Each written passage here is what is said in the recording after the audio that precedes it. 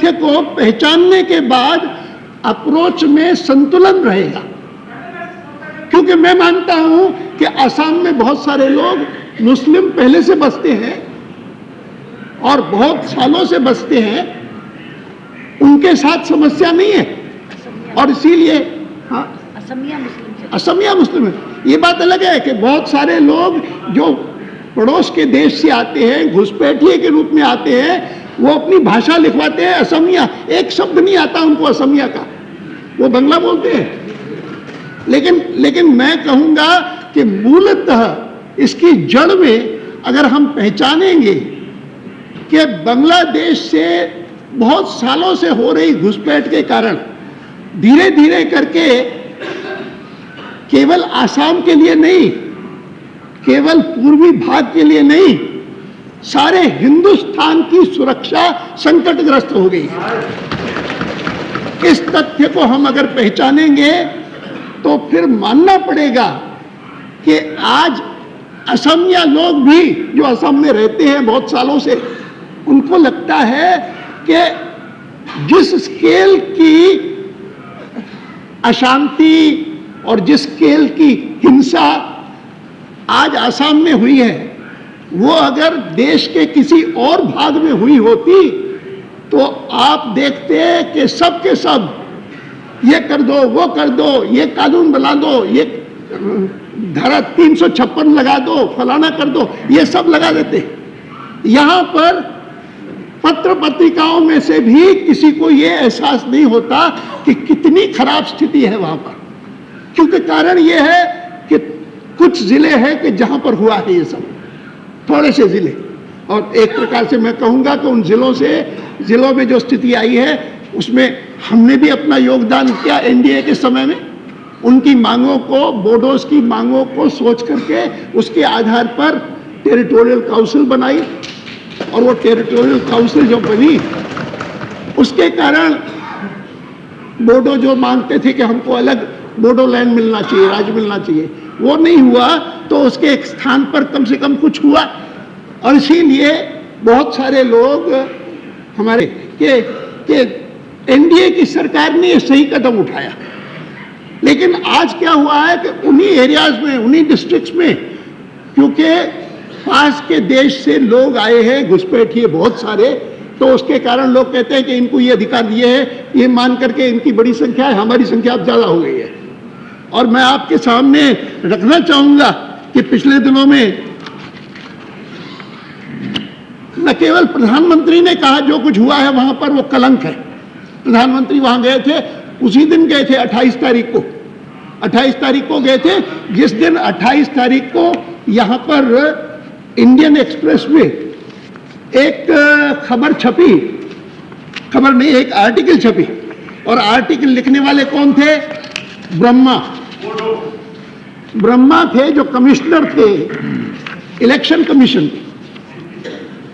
Commission of India के एक election commissioner, उसने एक आर्टिकल लिखा लंबा, जिस आर्टिकल में उन्होंने शब्द प्रयोग किया कि उन्होंने पूछा कि ये अचानक ये क्यों हुआ है, क्योंकि ये घुसपैठ तो कोई आज नहीं हुई है, इतना समय क्यों हुआ है। उन्होंने कहा कि Assam has been virtually sitting on a huge tinder box. इन्होंने ह्यूज टिंडर बॉक्स का प्रयोग किया है। और आज प्रातःकाल का मैं अखबार उठा करके देखता हूं तो हमारे वहां के जो मुख्यमंत्री हैं, मुख्यमंत्री तरुण गोगोई, उन्होंने कहा है कि Assam is sitting on a volcano, ज्वालामुखी के ऊपर बैठा हुआ है। दोनों का भाव यही है कि एक तो स्थिति आज की जो खराब हुई है उसका एक है, और दूसरी स्थिति है कि विस्फोटक ऐसी बनी है कि अगर उसके लिए उपयुक्त कदम नहीं उठाए गए तो कभी भी फिर से विस्फोट हो सकता है, फिर से वैसी स्थिति पैदा हो सकती है। मैं उन्हीं को कोट करता हूं, इलेक्शन कमीशन को। उन्होंने कहा है कि even the election commission of India is not immune to this problem. It has to tackle the problem of de-voters. एक नया शब्द प्रयोग किया है इलेक्शन कमिश्नर ने। डी वोटर्स का मतलब है डाउटफुल वोटर्स, कि अगर अगर कोई व्यक्ति है जिसकी नेशनलिटी के बारे में ही संदेह है कि वो भारतवासी हैं कि नहीं है, तो फिर वो वोटर कैसा हो सकता है? वोट देने का अधिकार केवल भारतवासी को है, जो भारत का नागरिक है उसी को है। और उन्होंने कहा है कि it has been alleged by knowledgeable persons that out of the 27 districts in Assam, 11 of them are going to be Muslim majority districts once the 2011 census figures religion wise are published by the census authorities. और फिर कहा है the systematic grabbing of government lands and the steady encroachment of denuded forest areas by illegal immigrants and non-indigenous communities have created serious differences among the local indigenous populations. और धीरे धीरे करके जो आसाम की मूल जनता है उसके मन में भाव ये आ रहा है कि हमारी जमीनें भी सब जो हैं वो दूसरे लोग ले जाएंगे, हम उससे वंचित हो जाएंगे। ये एक बहुत गंभीर मामला है।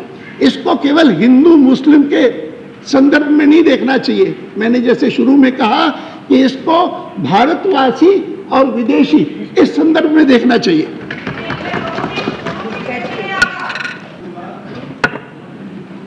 महोदया,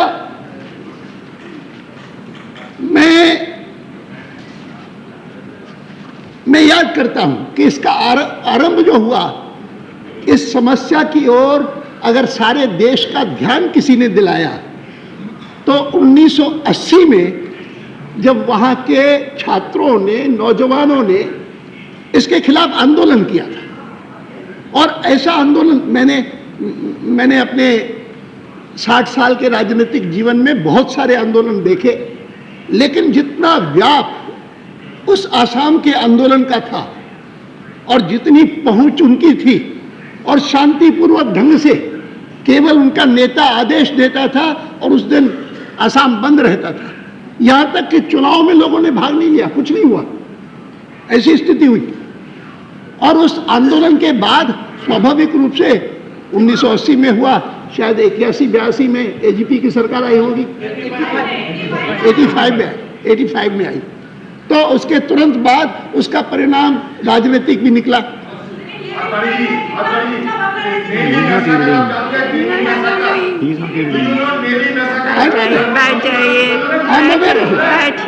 देखो, बैठ जाइए।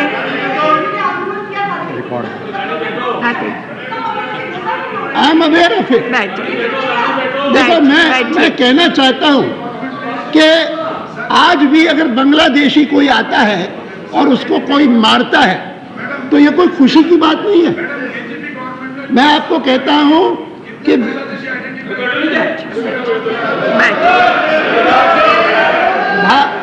भारतवासी है और वो बेघर हो गया तो जवाबदारी है सरकार की कि उसको घर दे।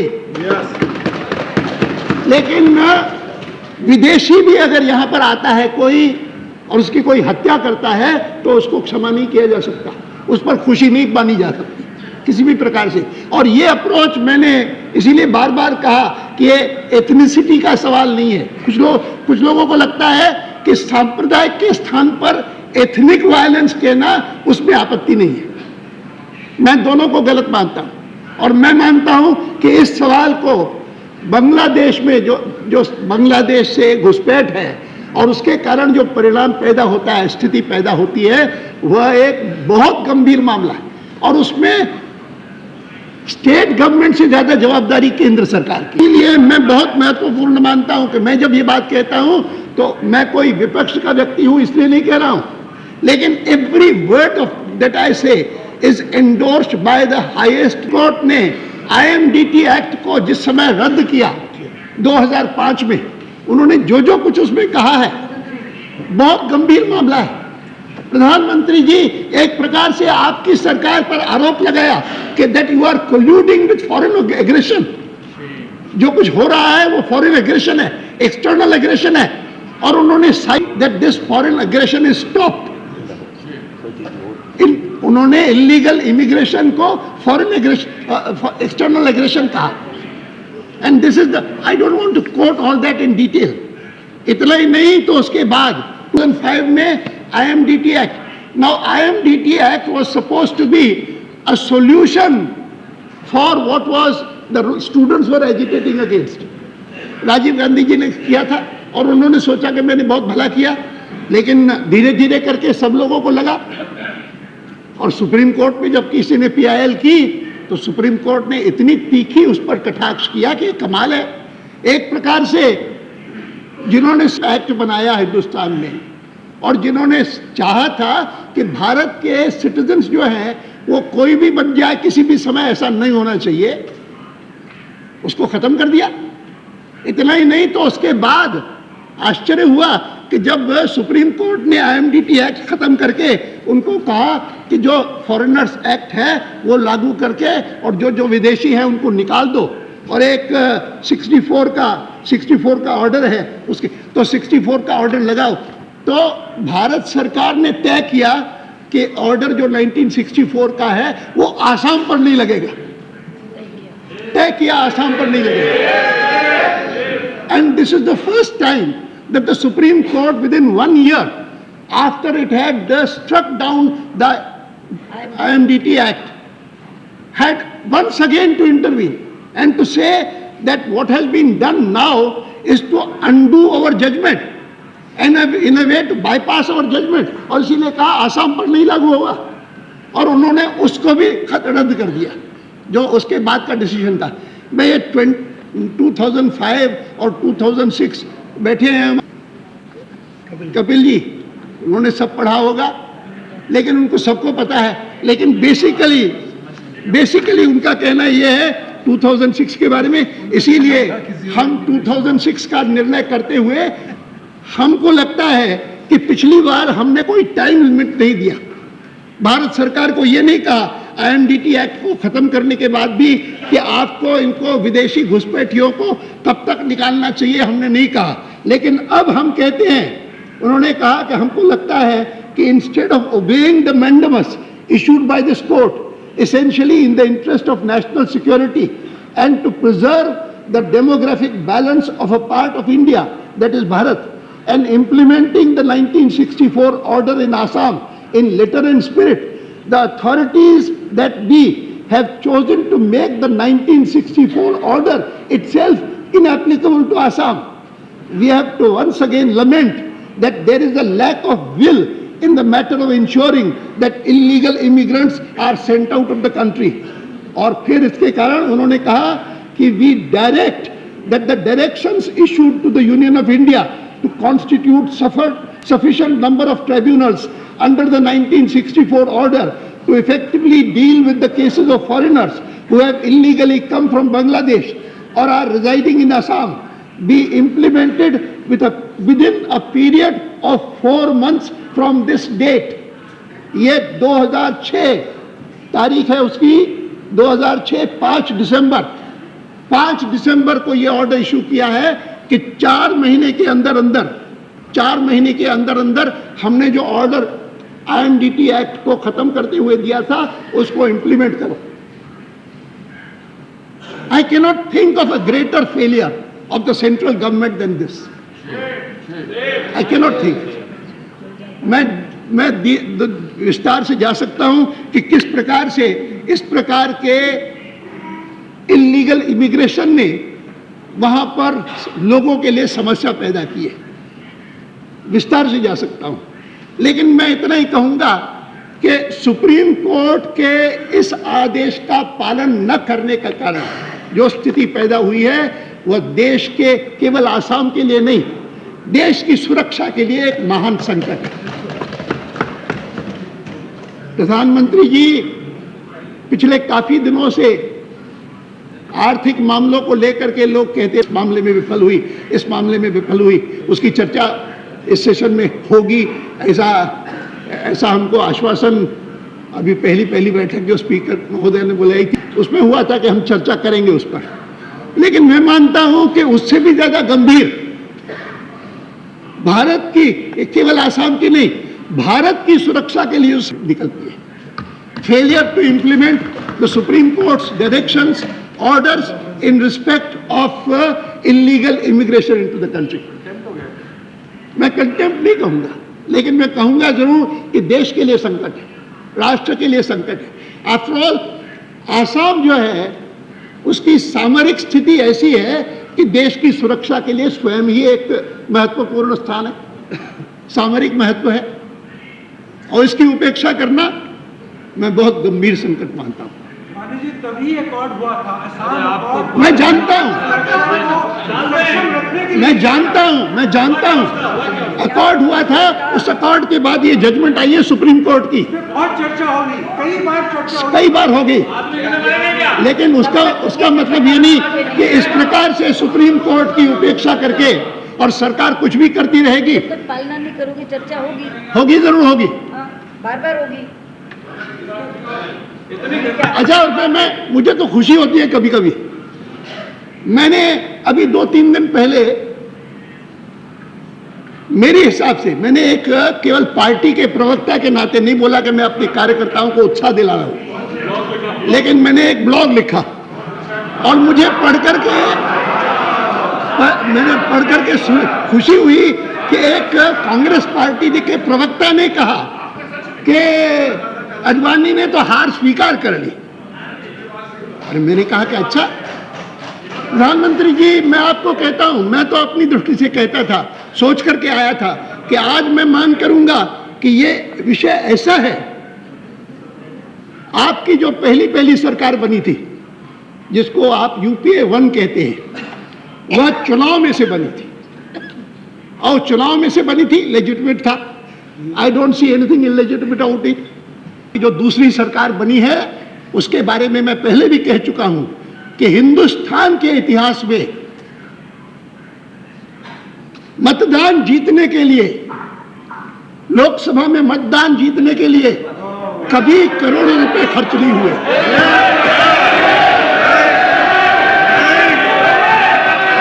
बिल्कुल सही बात है, इट इज सही बात है, बिल्कुल सही बात है।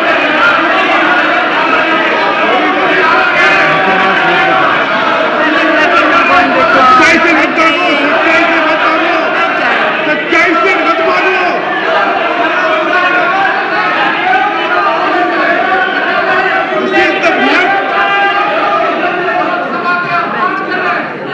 प्रधानमंत्री जी, मुझे याद है आप यहाँ पर थी जब मैंने कहा था कि मेरे जिन साथियों ने करोड़ों रुपए लाकर के सदन में पटके दिखाए,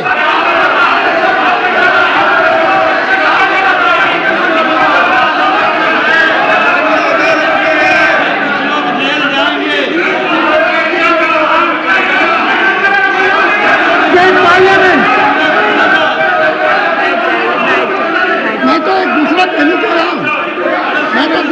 प्रधानमंत्री जी, मैं तो ये मांग करने वाला था कि इस इशू पर, राष्ट्र की सुरक्षा के इशू पर, आसाम के सवाल को लेकर के जनता से मत लिया जाए, जनता के पास जाया जाए और उनसे राय ली जाए कि आपकी क्या है। मैं मानता हूं कि यूपीए 2 इज एन इलेजिटिमेट।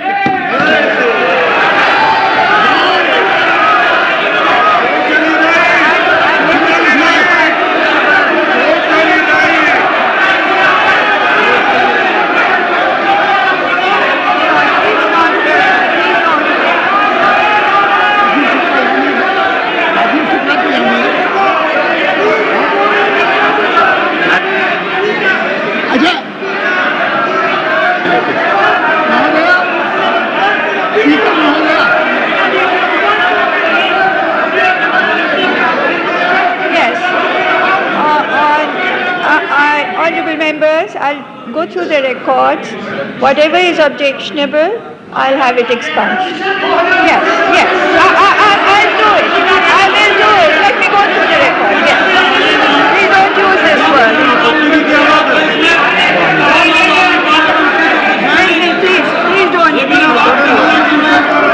ठीक है. I will. Please. ऐसा कुछ कहा ही नहीं गया।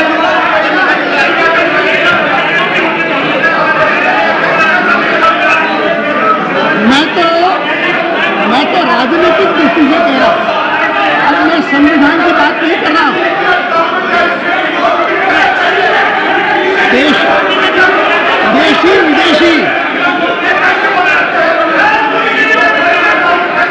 देशी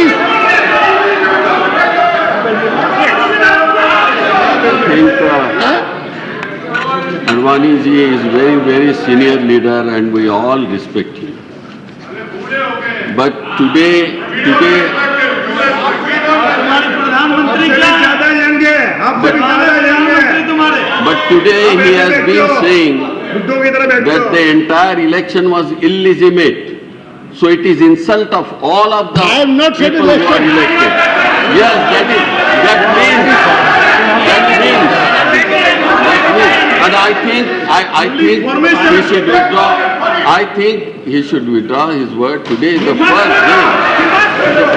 This is the first day. I had said it even on that day, that those who were whistleblowers, they have been sent to jail. Of course, they have come out.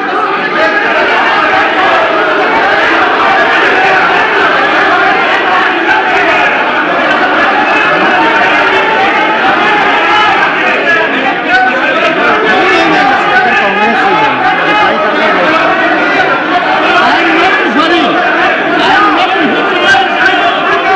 On a point of clarification.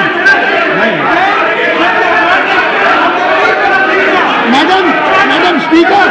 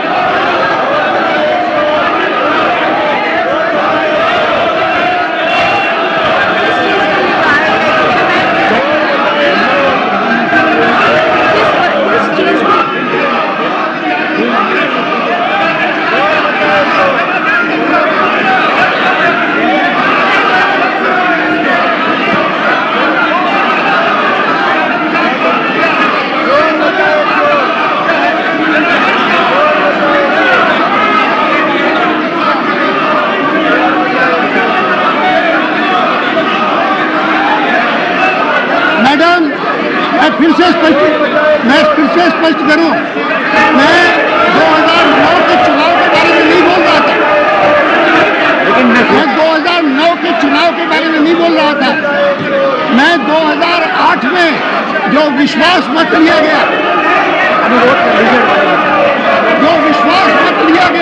उसके बारे में टिप्पणी कर रहा था।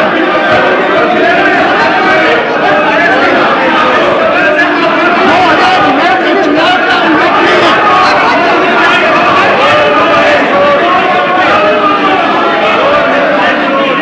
I am referring to the confidence vote in 2008.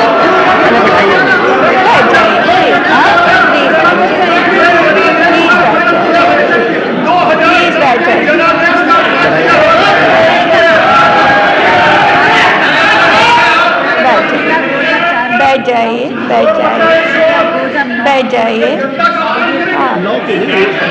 ऐसा we are all very concerned about the people of Assam. What is happening? बैठ जाइए, आप जरा हर समय क्यों बोलते हैं? And I have permitted this adjournment motion. आप सब ठीक बोल रहे थे, एक शब्द पर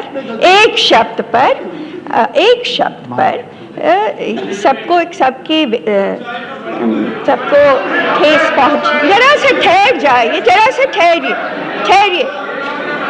एक शब्द पर सबकी भावना को ठेस पहुंची है और आप उसे अगर वापस ले लेते हैं तो हम आगे चलाएंगे। आप चले लीजिए।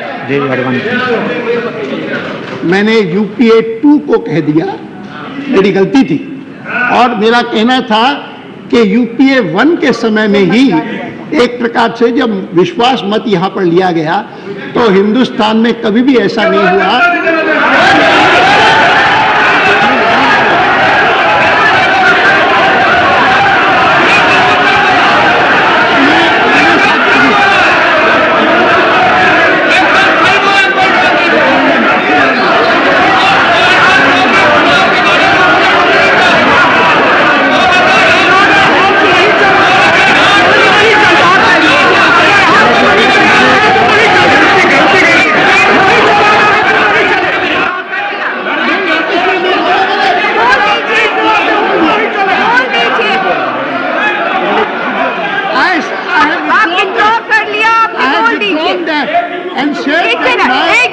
My comments were on the confidence vote taken that time, which was not in a statement.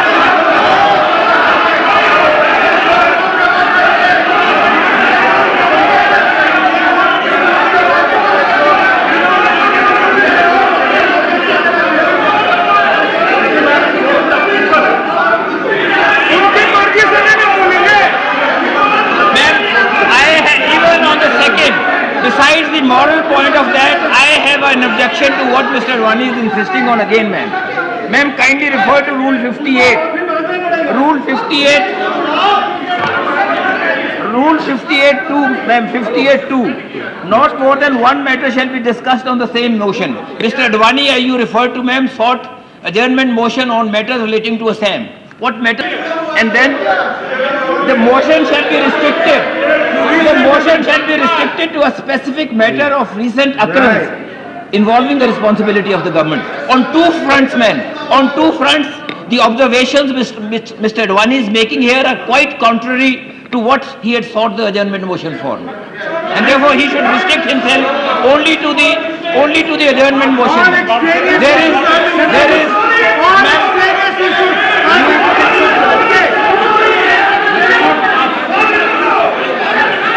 You read out that, ma'am. अध्यक्ष जी, मुझे दो बातें यहाँ कहनी है। एक तो जो अभी संसदीय कार्य मंत्री ने विषय रखा, उनका कहना यह है कि अडवाणी जी ने अप्रासंगिक बात कही जबकि मैटर रेज्ड वाज असम। मैं ये कहना चाहती हूँ कि उन्होंने अप्रासंगिक बात नहीं कही। वो ये कह रहे थे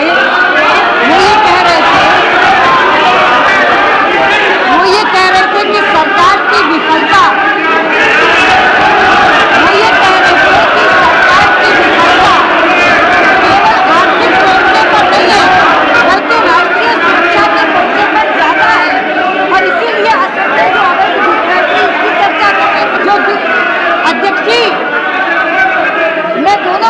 जवाब देना चाहूंगी, अगर मेरे साथी बैठकर सुन लें।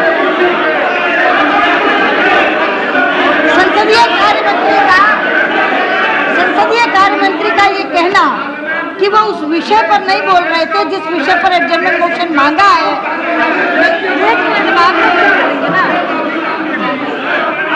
आपका ये कहना कि वो उस विषय पर नहीं बोल रहे थे जिस विषय पर एडजर्नमेंट मोशन मांगा है, ये सही नहीं है। वो ये कह रहे हैं कि सरकार की विफलता केवल आर्थिक मोर्चे पर नहीं है, सरकार की विफलता राष्ट्रीय सुरक्षा मोर्चे पर ज्यादा है, क्योंकि उन्होंने बांग्लादेश से होने वाली अवैध घुसपैठ को रोका नहीं और सुप्रीम कोर्ट ने निर्णय को माना नहीं। और दूसरी बात जो उन्होंने कही, आडवाणी जी ने स्वीकार किया कि 2009 की यूपीए सरकार की बात वो गलती से कह गए, 2008 के विश्वास मत के ऊपर वो और 2008 में जो विश्वास मत किया गया उनके कदम उस प्रसंग में लिए जाने चाहिए। 2009 के चुनाव की सरकार को उन्होंने इलेजिटिमेट सरकार नहीं कहा, ये उन्होंने स्वीकार किया।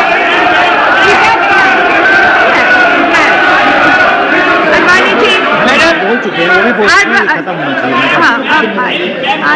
Any assessment that Mr. Advani has about the situation in Assam, we will meet by our replies into the debate. But here certainly, madam, the matters relating to UPA 1, matters relating to the vote of confidence then, and then bringing, and then UPA 2, ma'am, illegitimate, calling UPA 2 illegitimate, which has come through the elections. Taking all those points, ma'am, are not only extraneous but are only denigrating the system as such, denigrating the parliamentary system and an affront to the people of India, ma'am. And democracy And democracy itself. Democracy itself. Cannot be really on record from this debate.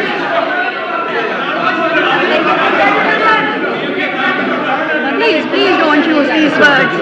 आप आडवाणी जी, आडवाणी जी आप continue करना चाहें, but please आप Advani ji, please, yes, please don't use these words, withdraw these words, and also, please Advani ji withdraw these words.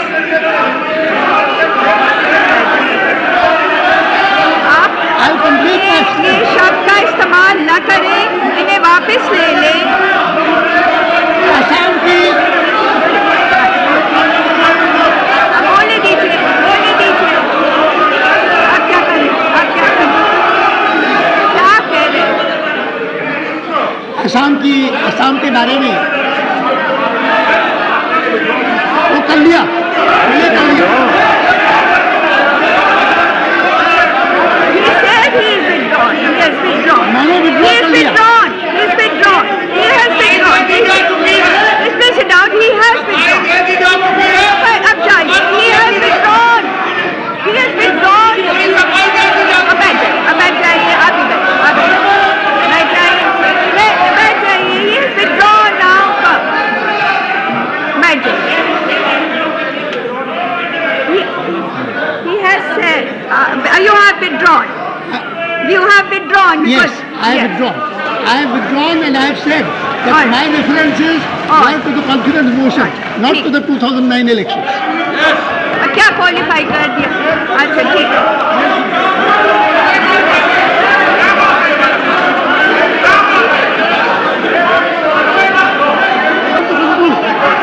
I want to conclude.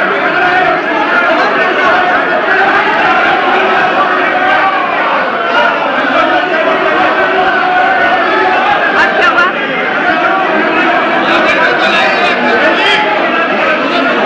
क्या हुआ?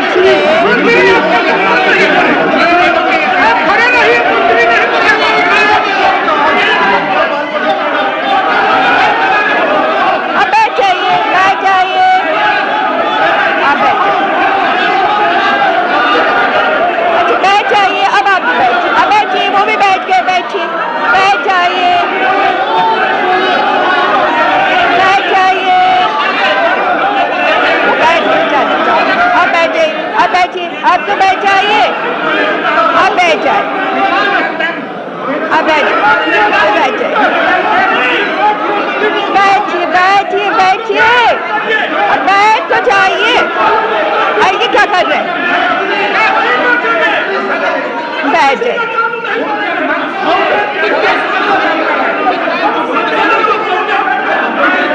बैठ जाइए। क्या हो गया? क्या हुआ?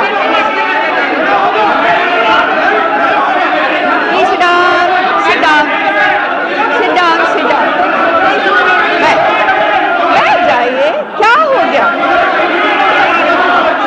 आप भी बैठ जाइए। बैठिए बैठिए बैठिए। बैठ जाइए। कोई नहीं खड़े हो गए।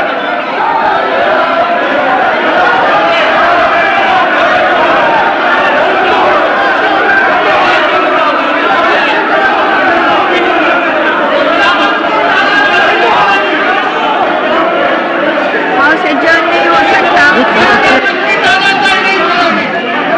बांग्लादेशी को यहाँ लाते हैं, वोट बैंक पॉलिटिक्स के लिए बांग्लादेशी यहाँ लाते हैं। सुप्रीम कोर्ट का फैसला नहीं